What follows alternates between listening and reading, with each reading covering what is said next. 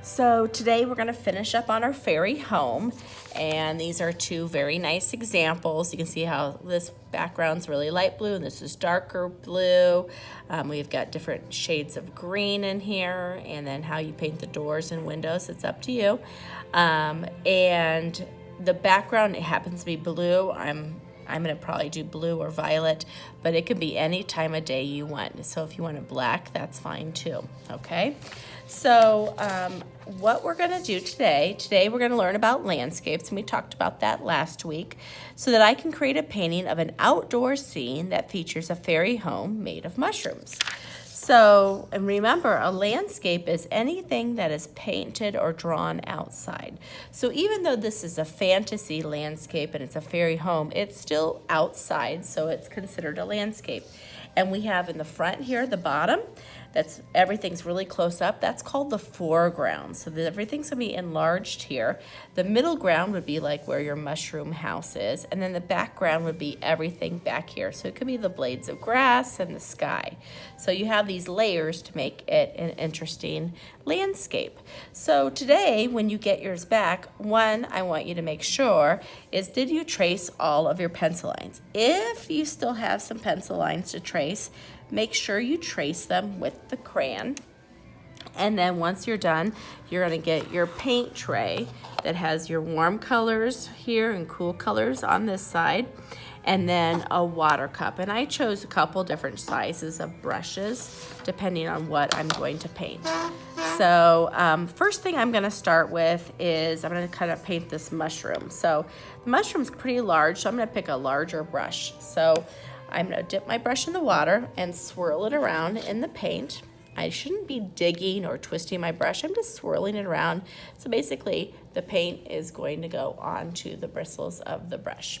And then when I paint it, I like to first go around the outside, kind of like outlining it so that when I paint in the inside, it goes a lot faster. Then I dip my brush in the water, go over here, swirl it around. And then when I do the inside of the mushroom, it can go a lot faster. So one thing you'll notice is, you see I'm going over here? There's enough water pooled there, so I do not have to add water necessarily every single time.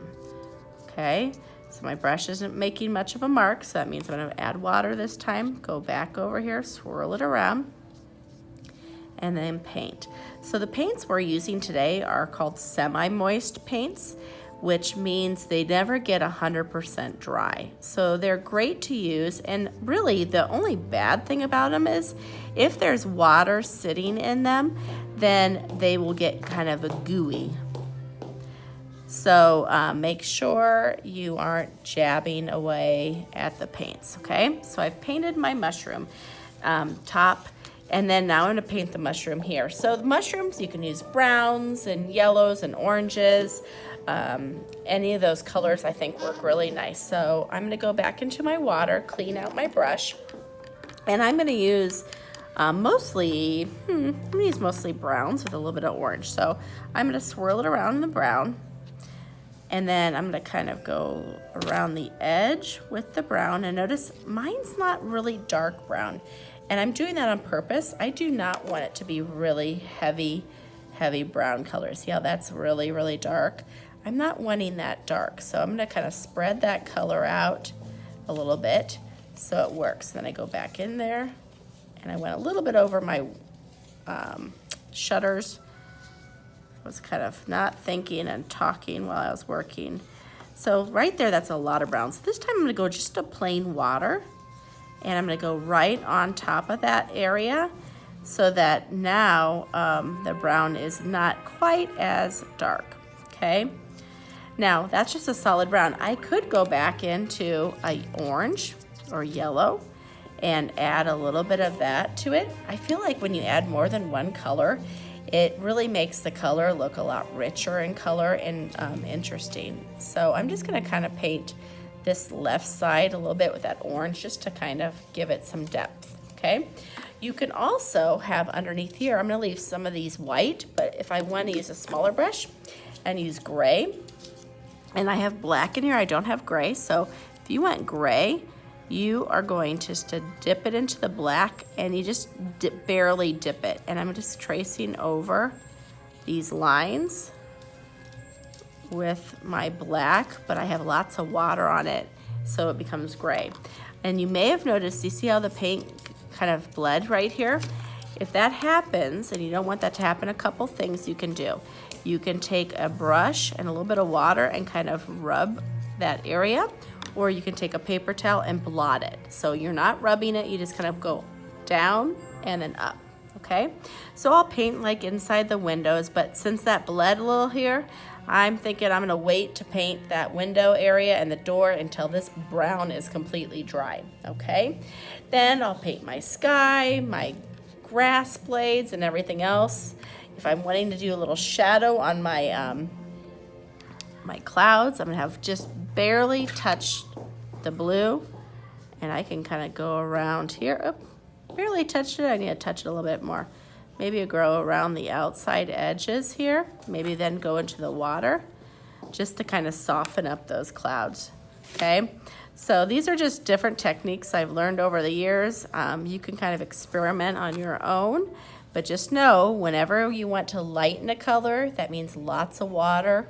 If you want it to be darker, that means just rub your brush in the paint a little bit more. And then when you're doing the grass and the blades of, big blades of grass and the little grass, it's really tempting to go and use the same green. But my suggestion is maybe you paint it green, like the plain green on this one.